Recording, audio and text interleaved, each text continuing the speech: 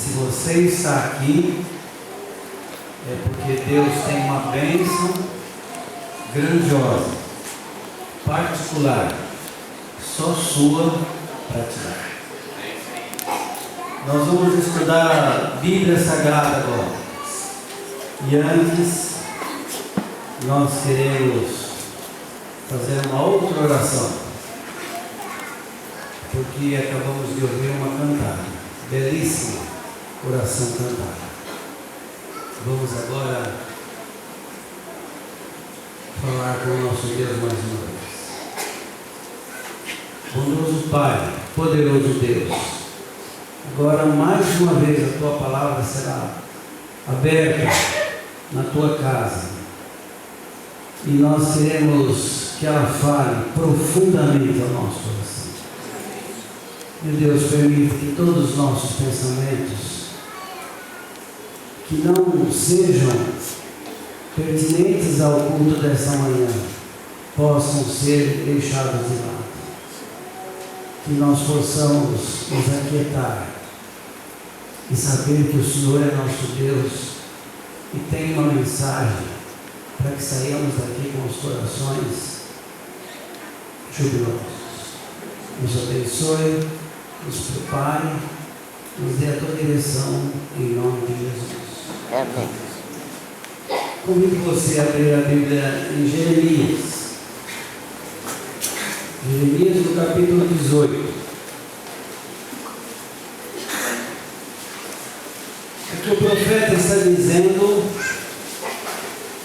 sobre o vaso do oleiro e a impenitência do povo. A palavra do Senhor que veio a Jeremias dizendo: levanta-te e desce a casa do oleiro, e lá te farei ouvir as minhas palavras. E desci a casa do oleiro, e eis que ele estava fazendo a sua obra sobre as rodas. Como o vaso que ele fazia de barro se quebrou na mão do oleiro, tornou a fazer dele outro vaso, conforme que pareceu bem aos seus olhos fazer. Então veio a minha palavra do Senhor dizendo: não poderei eu fazer de vós como fez esse oleiro à casa de Israel? Diz o Senhor: eis que como barro na mão do oleiro, assim sois vós na minha casa, na minha mão, ó casa de Israel. No momento em que eu falar contra uma nação e contra um reino, para arrancar, e para derribar, e para destruir, se a tal nação contra a qual falar se converter da sua maldade, também eu me arrependerei do mal que pensava fazer.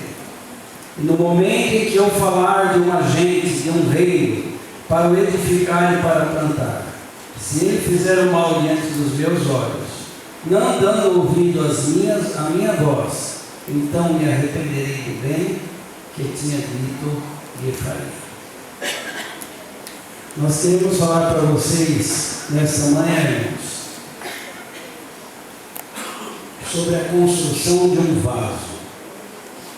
Mas não é de um vaso qualquer, é de um vaso de bênção, capaz de reter o poder do Espírito Santo, para que através de Jesus você possa abençoar a vida de muitas pessoas, proporcionando a eles daquilo que você está cheio.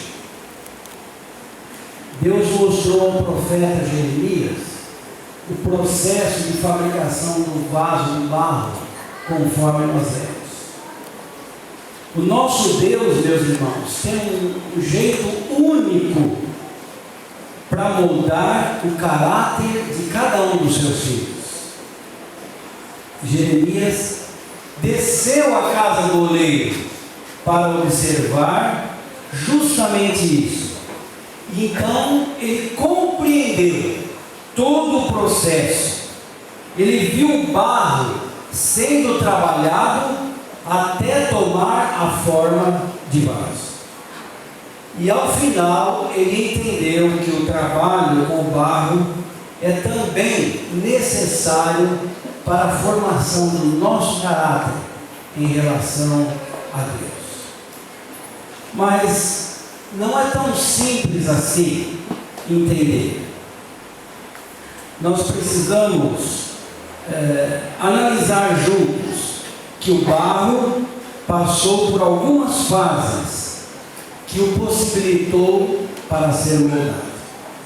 A primeira fase do barro é a fase da escolha. Existem 200 tipos de barros e argilas, mas somente 8 delas são qualificadas para confecção, para a fabricação de um bom vaso. O barro, ele precisa ser úmido, precisa ser maleável para trabalhar, não pode ser endurecido. Sabe o que significa isso? Dentre tantos, Deus escolheu você, e se você está aqui, queira ou não, você é barro bom, barro com ISO 9000, um barro qualificado, apesar de todas as imperfeições. Irmãos, Deus escolhe o barro que Ele quer usar, e se você foi escolhido, grave o que eu vou dizer, valorize isso. Não perca esta oportunidade, não deixe passar essa chance, valorize a escolha de Deus. Efésios 1:11-13 fala que Deus nos escolheu para sermos o seu povo. Por meio da nossa união com Cristo, nós somos selados pelo Espírito Santo. Em Colossenses 3:12, Paulo escreve que você foi eleito de Deus, você foi escolhido para ser dele. São coisas importantíssimas, são expressões fortes da parte inspirada. E ainda tem uma declaração mais ousada do corajoso apóstolo Pedro, lá em 1 Pedro 2:9-10. Vós sois a geração eleita, o sacerdócio real, a nação santa, o povo adquirido, para que anuncieis as virtudes daquele que vos chamou das trevas para a sua maravilhosa luz. Vós que em outro tempo não erais povo, mas agora sois povo de Deus, que alcançou a misericórdia. Portanto, meu amado, tenha em alta conta o fato de você ter sido escolhido por Deus. E olha o que diz a inspiração no livro Atos dos Apóstolos, página 134. Deus não escolhe como seus representantes entre homens, anjos que jamais cairão, mas seres humanos, homens de paixões idênticas às daquele a quem buscam salvar. Então, se você não for aquela maravilha que Deus esteja esperando, não se decepcione com si mesmo. Deus vem buscar pessoas assim para ser trabalhadas. Você é servo. Agora, a segunda fase desse processo é a fase do curtimento. Observe que o vaso que Jeremias estava fazendo se quebrou, porque certamente ele não estava bem curtido. Essa é uma das fases mais importantes, porque o vaso tem que passar pelo ponto do curtimento. O barro fica por um determinado tempo para criar consistência. Deus também, de vez em quando, deixa você num cantinho para adquirir consistência. E parece que só fala com os outros, ouve todos, menos você. É um momento muito difícil quando somos jogados para o escanteio, como costumeiramente a gente ouve. Somos trocados por outra pessoa, por um outro objeto. Mas eu quero te dizer que nós não estamos esquecidos. É preciso passar pelo processo do curtimento, porque é nesse momento que nós adquirimos mais liga e vamos refletir sobre a nossa vida. Quanto maior o curtimento, maior a liga, e quanto maior o vaso, mais será necessário esse processo. Quanto maior a obra que Deus quer realizar, maior será o tempo que você deverá estar a sós, meditando e avaliando a sua vida diante de Deus. Muitas vezes, irmãos, nós pensamos que estamos certos, mas nós estamos errados, estamos equivocados nas nossas questões. E falta nós termos um olhar introspectivo e reconhecer a nossa pequenez e saber onde nós acertamos e onde nós erramos. E quando errarmos, pisa no orgulho e vá ter com a pessoa. Você vai ficar leve, você vai ficar forte. E é só nessa fase que isso acontece. Nós conhecemos situações de pessoas que chegaram ao óbito porque não conseguiram passar pelo processo de curtimento. É quando você fica como Jacó ficou lá no Jaboque, lutando, clamando: Senhor, eu não te deixarei se não me abençoares. Ah, irmãos, eu tenho Jaboque lá em casa. Quantas vezes naquele lugar fiz isso, clamei: Senhor, tenha misericórdia de mim e não me deixes enquanto o Senhor não me abençoar. Todos os grandes servos de Deus já experimentaram o deserto na sua vida. Você não é a única pessoa. E às vezes nós nos achamos tadinhos, mas outras pessoas passaram por situações até muito piores. Jesus, principalmente Jesus, passou pelo deserto por 40 anos. E olha o que diz a inspiração no livro Conselho sobre Educação, página 78. Abra os seus ouvidos para isso. Abra. Que são o desprezo e a oposição do homem para quem é aceito por Deus mediante Jesus Cristo. Que é o desprezo e a oposição do homem mediante o que Cristo fez por nós? Nada. Mas tem uma outra fase aqui, que é a fase do pisamento. Você está vendo que a coisa está se afunilando, né, William? Pelo seu olhar, eu entendi tudo. A escolha, curtimento, agora pisamento. Quando o barro é tirado do curtimento, ele é colocado num lugar próprio, adequado para ser pisado. Literalmente, pisar o barro se faz necessário para tirar as bolhas de ar, senão o vaso vai ficar defeituoso. Quem sabe não foi também esse o motivo que o vaso se quebrou na mão do oleiro? Por não haver sido pisado o suficiente, não sabemos. Pisar o barro é uma fase importante no processo da fabricação de um barro de qualidade.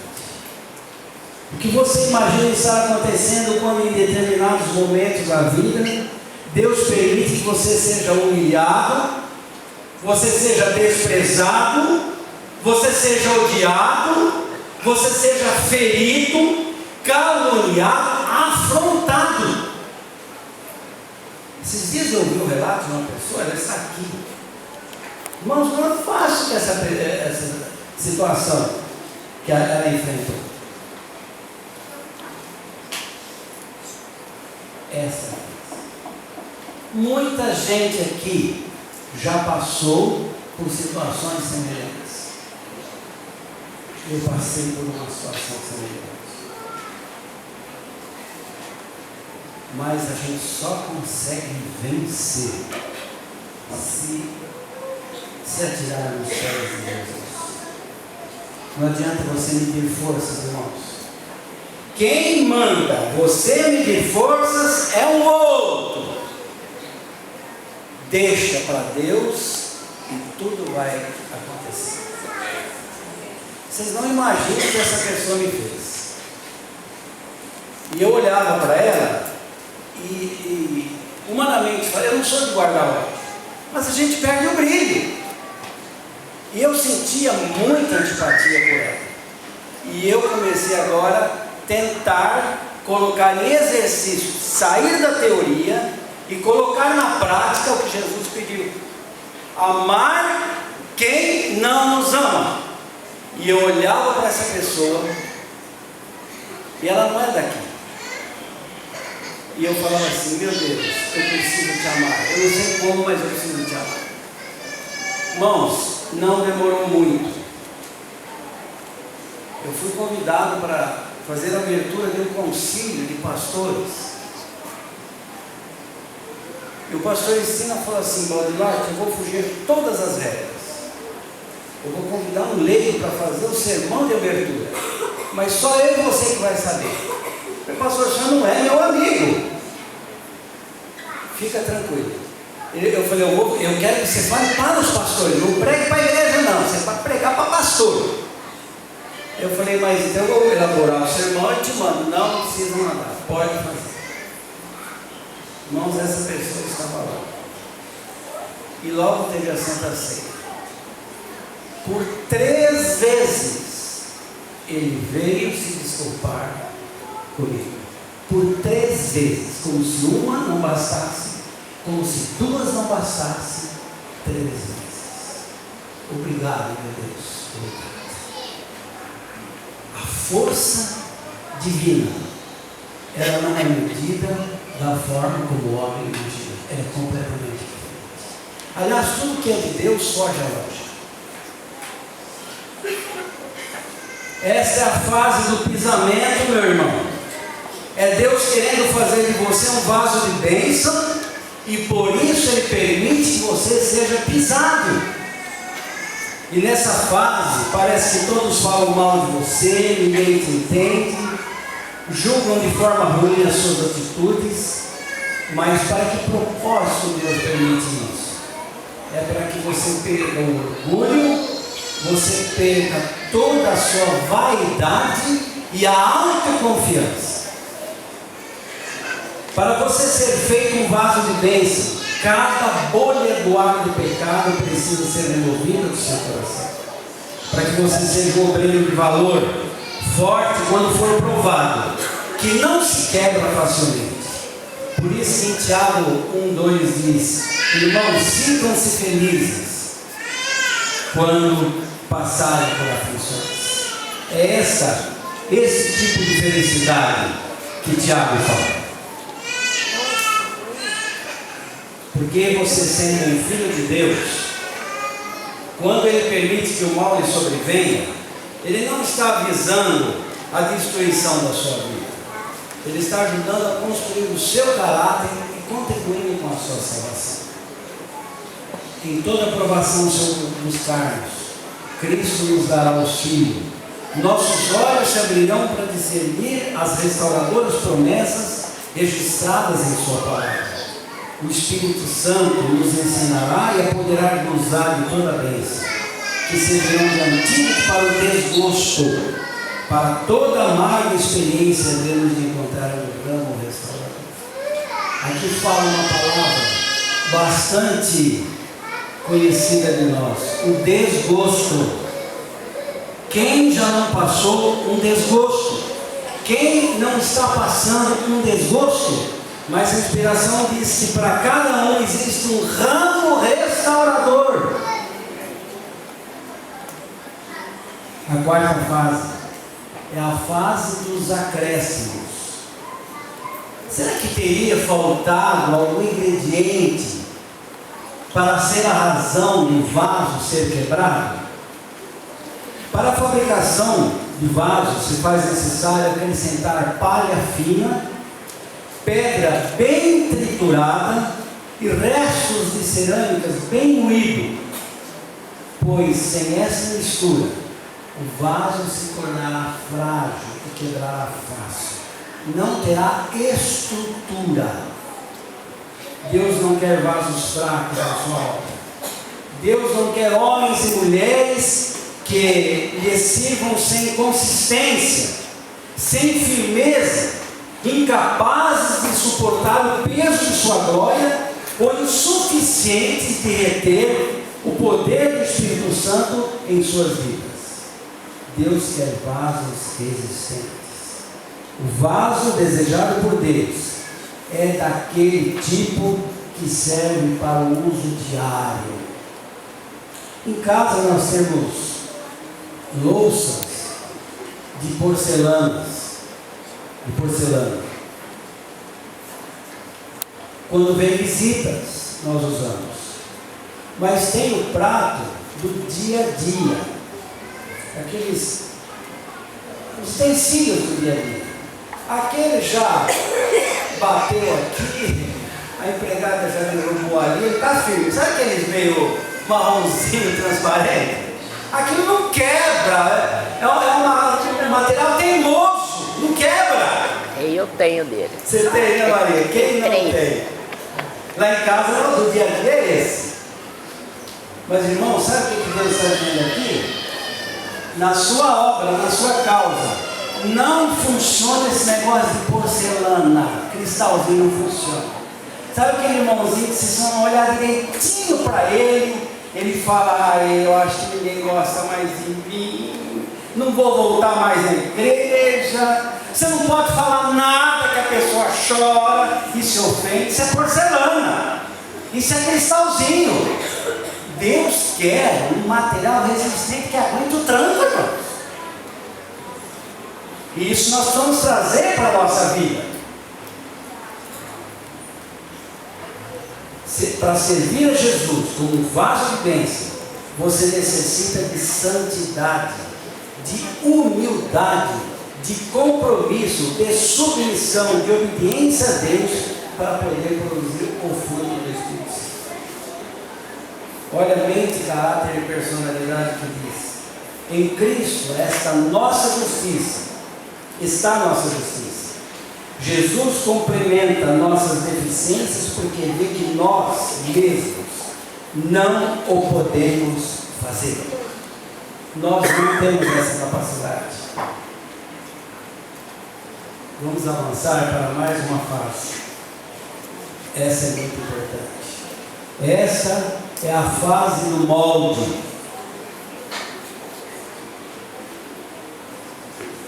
Essa é a fase do barro tomar definitivamente a forma de vaso. O profeta Jeremias observou que o oleiro levou ao barro para a roda de madeira a fim de moldá-lo. Portanto, nesse ponto, o barro está prestes a se tornar um vaso segundo o coração do oleiro. Assim se passa conosco. Somente quando nos rendemos à vontade de Deus, como barro bom em suas mãos, é que Ele pode moldar a nossa vida segundo o seu coração. Mas primeiro nós devemos ser moldados por dentro, e é nesse processo que dói. O oleiro, ele molda por fora, mas Deus tem um processo diferente.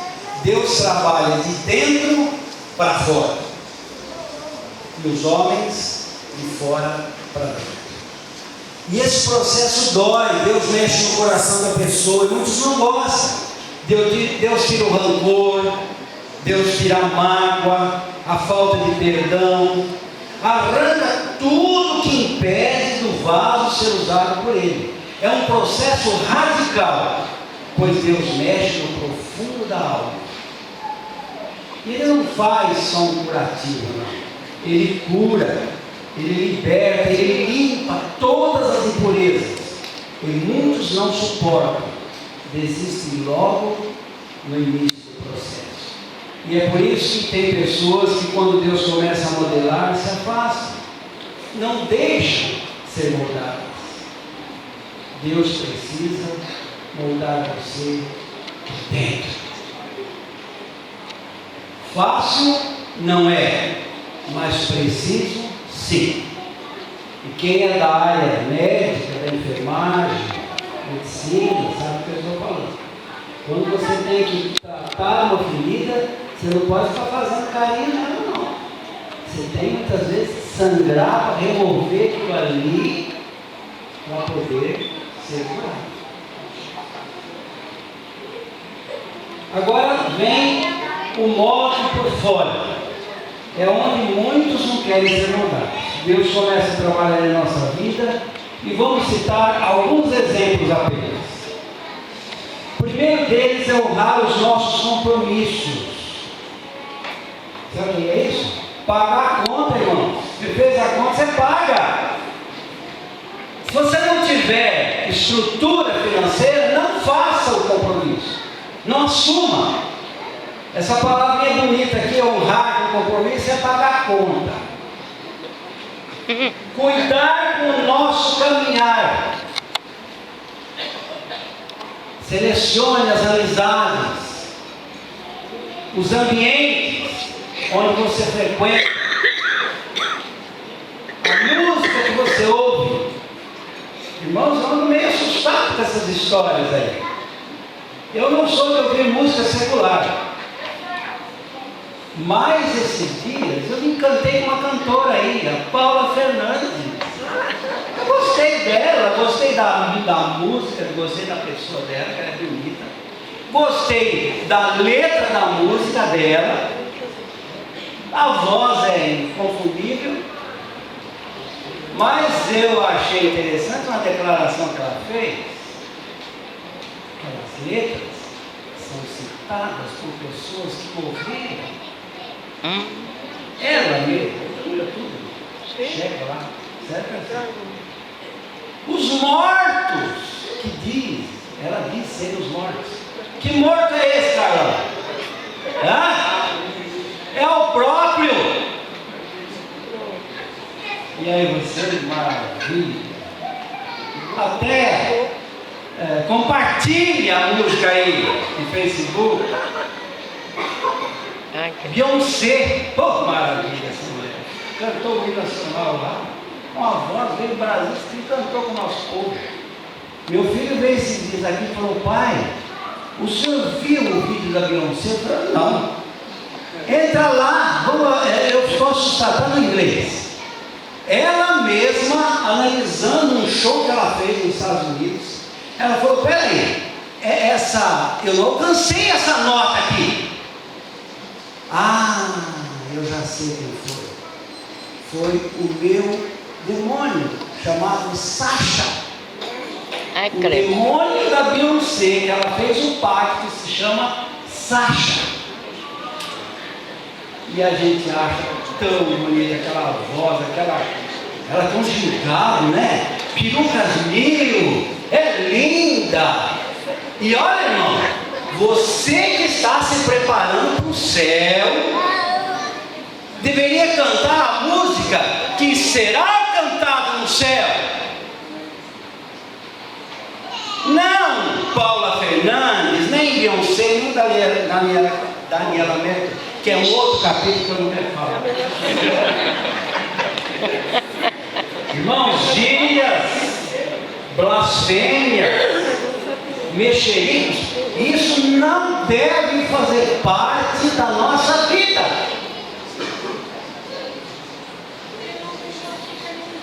Uso de joias, bijuterias. Minha filha de vez em quando aparecer com um anelzinho daqueles de doce. Deixa a criança, uma pulseirinha, deixa a criança. Filha, vem cá, onde você arrumou isso? Está no lugar? Rua, joga no lixo. Ela mesma quer amassar, jogar no lixo. Mas que pai cruel. Não. O meu filho de vez em quando aparecia lá com os DVDs, né? Era CD, um CD lá, e um dia apareceu com uma capa, uma caveira.